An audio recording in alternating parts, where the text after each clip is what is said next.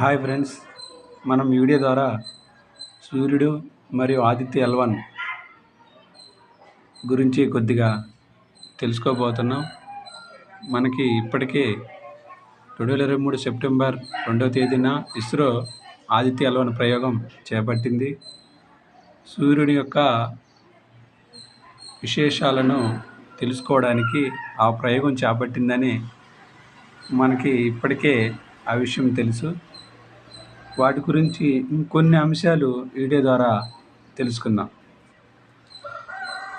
సూర్యుడి నుంచి బయలుదేరిన కాంతి కిరణం సెకనుకు 3 లక్షల కిలోమీటర్ల వేగంతో ప్రయాణించి భూమిని చేరడానికి 8 నిమిషాలు పడుతుంది. 8 నిమిషాలు పడుతుంది అంటే ఆ విధంగా కౌంట్ చేసినప్పుడు దూరం ఎంతయ్యా అంటే 15 కోట్ల కిలోమీటర్లు.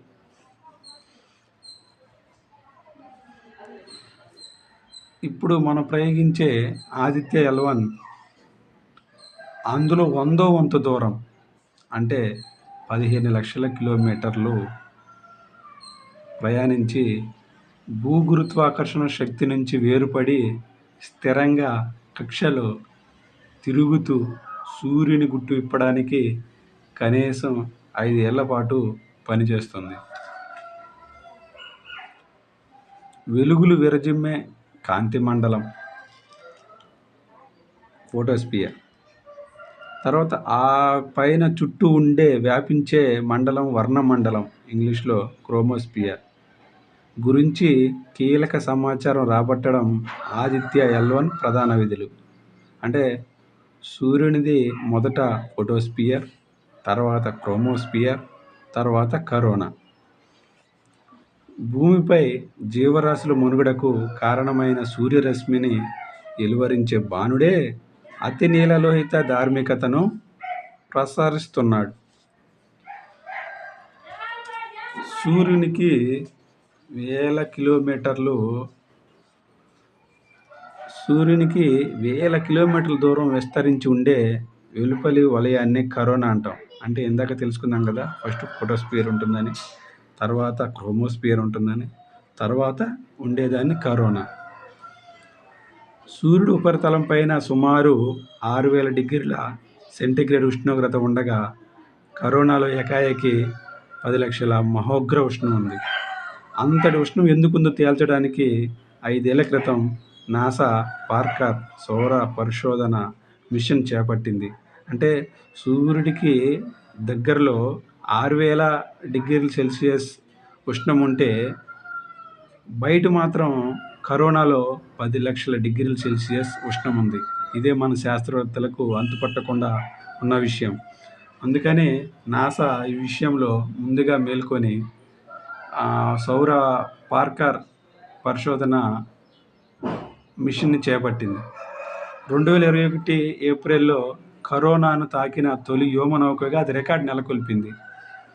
అది ఇప్పుడు భూమి నుంచి 5.44 అంటే 5.5 కోట్ల కిలోమీటర్ దూరంలో పరిభ్రమిస్తుంది. మనం ఇప్పటికే సూర్యునికి భూమికి దూరం 15 కోట్ల కిలోమీటర్లని, అందులో 3వ వంతు కూడా ఇది దాటేసింది. ఇప్పటికే 5.5 కోట్ల కిలోమీటర్ల దూరం అంటే సూర్యునికి భూమికి 3వ వంతు దూరం అనగా 3 భాగాలైతే ఇప్పటికే ఒక భాగం చేరుకుందని మనం తెలుసుకోవచ్చు. ఈ కరోనా పైనుండే లోగుట్టు విప్పడానికి ఇప్పుడు పార్కర్తో పాటు భారతదేశం నుంచి చేపట్టిన మిషన్ ఆదిత్య కూడా దాంతో పోటీ పడబోతుంది.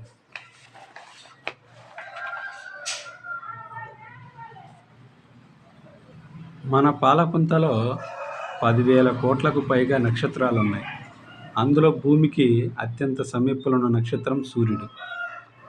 శాస్త్రవేత్తల గణాంకాల ప్రకారం సూర్యుడు ఉద్భవించి 460 కోట్ల సంవత్సరాలు. మిగతా నక్షత్రాల్లాగానే సూర్యుడిలో అత్యధికంగా హైడ్రోజన్, కొంత హీలియంతో పాటు oxygen, carbon, neon, nitrogen, silicon వంటివి ఉంటాయి. మనకి కేంద్రక సమ్మేళన చర్య అంటే ఏంటో తెలుసు. అంటే హైడ్రోజన్ 2 హైడ్రోజన్ పరమాణువులు కలిసి హీలియంగా ఏర్పడటం. కాబట్టి అత్యధికంగా హైడ్రోజన్ సూర్యుడిలో ఉందని మనకు అర్థమవుతుంది. Thank you friends.